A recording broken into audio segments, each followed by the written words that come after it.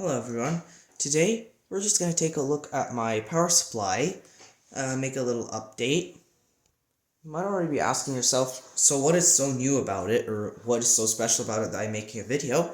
Well, unfortunately,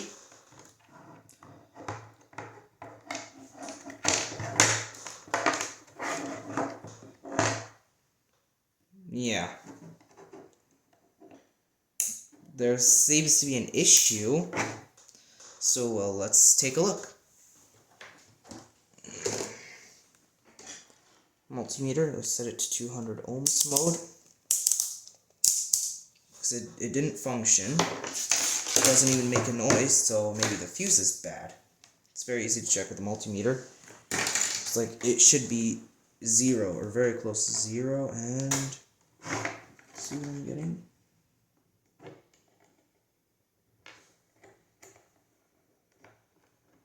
Yeah, no. Okay. So calibrated now. The fuse is almost certainly popped.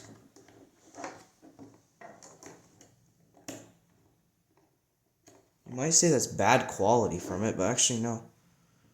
I found a little metal piece inside it.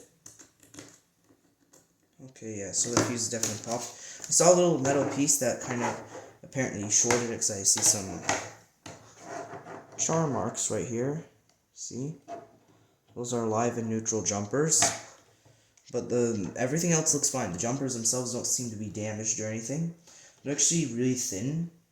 And this would have been like if I paid more money for it, or like got a higher quality one, something like that. This would have been a choke for like noise suppression and isolation.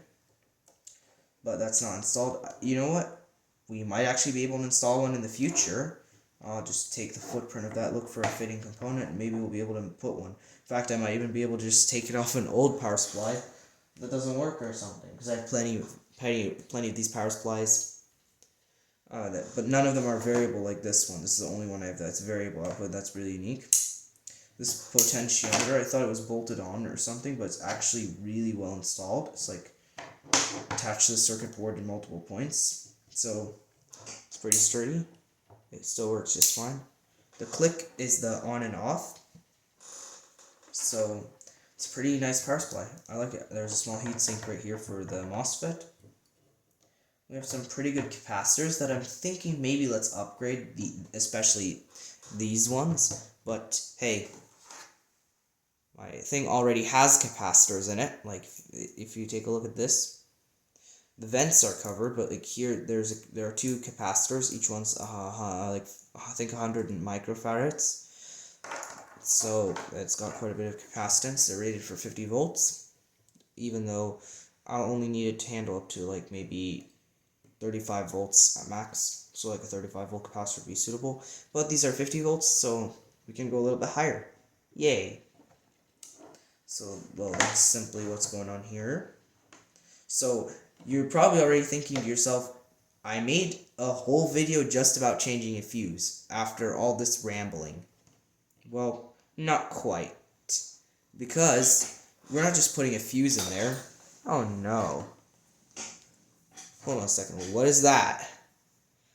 Well, for anyone who doesn't know, because like anyone that's really skilled with electric work and makes a lot of DIY projects might know what this is. This is a thermal circuit breaker. It's like a mini circuit breaker that uses the thermal overload trip. And that's really clever. The way this does that is very simple. It just has a bimetallic strip inside of it that has the electricity flowing through it. If there's too much current flowing through it, it'll heat up too much. And when bimetallic strips heat up, because there are two different metals with different thermal expansion rates, it will bend to one side. And that will break the circuit.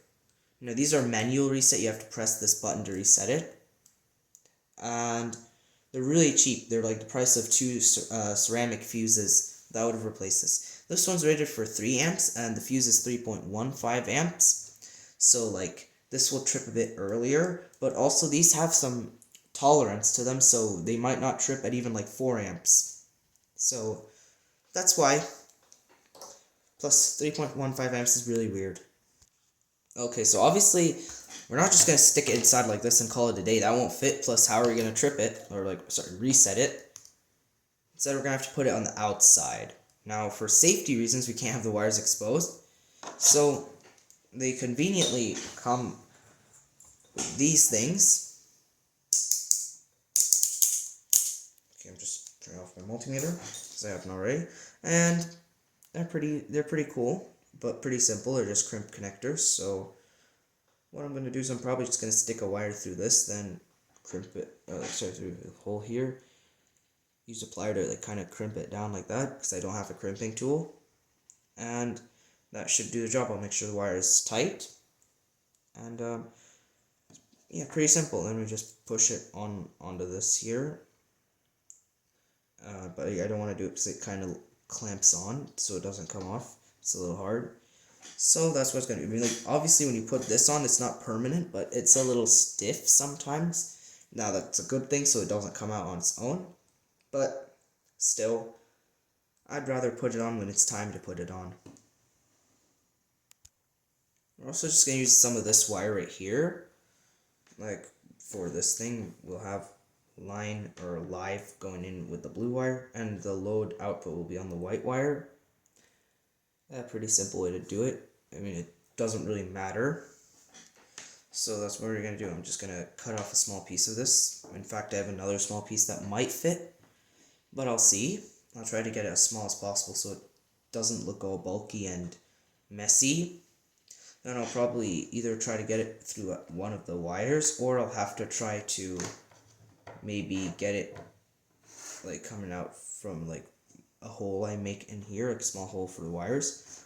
Or I just thought about it, maybe we can actually put it near the plug, like just bridge over this fuse, like just bridge it over permanently so it's not a fuse anymore, and have the circuit breaker on the plug side of everything. That will be a bit different. Now you might be asking, why is the plug white? Well, and also it's a right angle plug. I'll get to that in a moment. It's because the original plug, one of the prongs snapped from being bent a bit too much and bent back quite a long time, and just wear and tear. This thing's like 5 years old at least. It's worked for quite a long time, and I've done quite a lot with it. I've also not necessarily treated it too nicely. Like, I'd run it for even more than 12 hours sometimes straight, and I'd even like have it under short circuit, or like try to power a load that needs more than 2 amps. And regarding that, this power supply doesn't output 2 amps. It actually outputs a bit more. Like, I was able to measure a maximum short circuit current of 2.88 amps with my multimeter. Obviously, that's at less than 3 volts, but still pretty impressive. And it actually outputs more voltage than it's rated for. It's designed for 3.5 volt output. 3 volts to 24 volts. It's 3.51 to 25.2 volts. That slightly higher, that 25.2 volts, is excellent, because that means I can use it to charge a protected 6S battery. Like, if it has a built-in BMS or anything, I could just charge it with that. That will work great, and that will make my life a whole lot easier. Like, I won't always have to bring out my big charging setup, especially if it has already a DC connector on it like this, instead of having to make an adapter for it. That turns the XT60 connector into that. Plus, that charger might not like it if there's no balance connector installed. So, if it has a BMS with balance charging, I could just use a power supply to do it. That's why it's pretty helpful. So, let's start working on it. Okay, so the little pieces I had are plenty. Let's get this one installed on.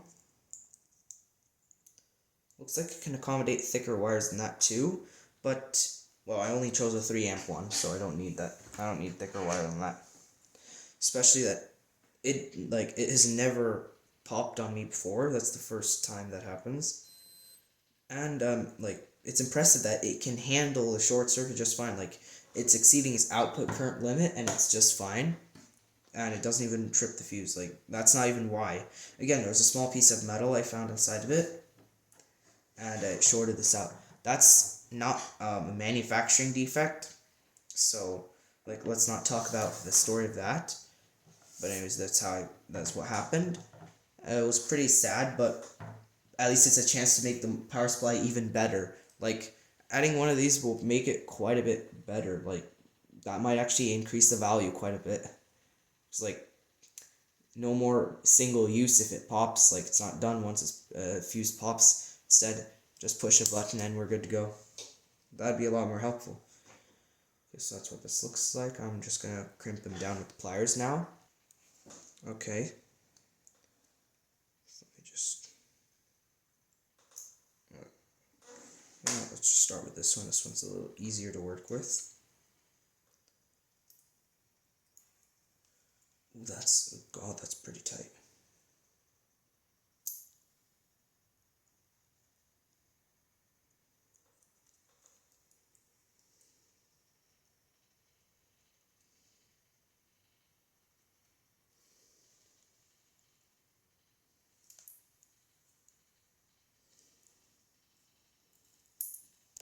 Okay, so I got that crimped. That was actually quite exhausting.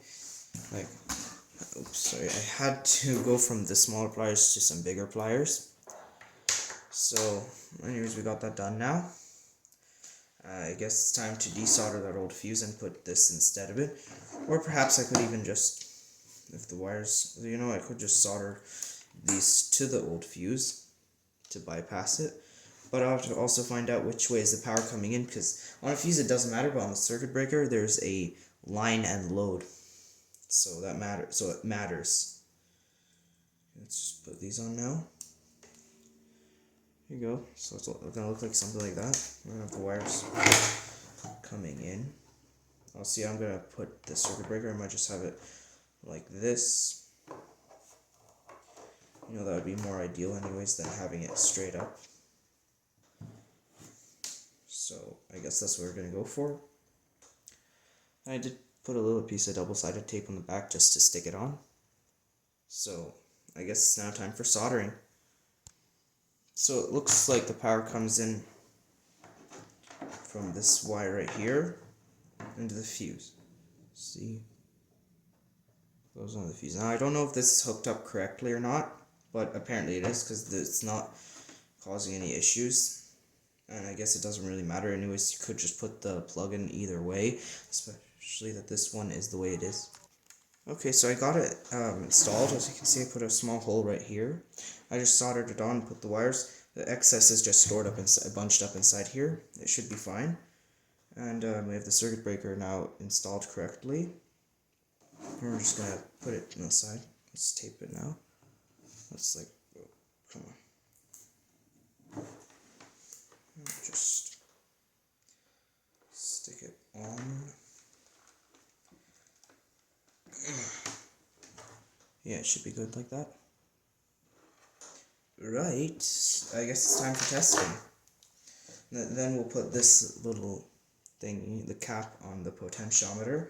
So I want it set so that it's calibrated correctly. I use the 12-volt point as the exact halfway. So let me just get it plugged in quickly. Okay, so we have it.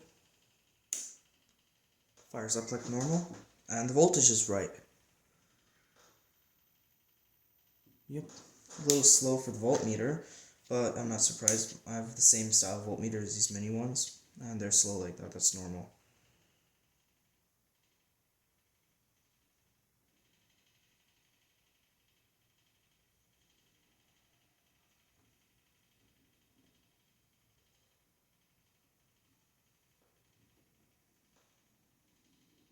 Oops.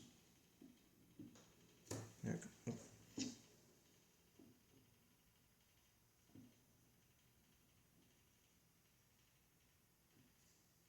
Okay.